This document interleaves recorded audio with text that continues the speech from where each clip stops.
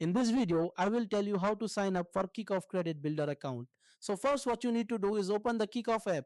Enter your email address, create a password and verify your phone number. Once you finish that, you can get approved right away because Kikoff does not do a credit check or hard inquiry. Next, you need to choose a plan.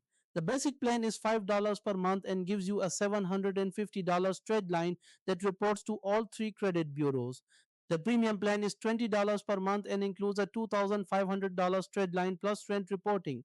The ultimate plan costs $35 per month and gives you a $3,500 trade line along with identity theft insurance. After that, add your payment method. Link your US bank account or debit card so Kickoff can charge you each month. Kickoff says there are no hidden fees or interest for the plan itself. Then you need to activate your credit line. If you pick the basic plan, you will get a $750 credit line that can be used in the Kickoff store. Purchase any item that costs at least $10 using your Kickoff credit account.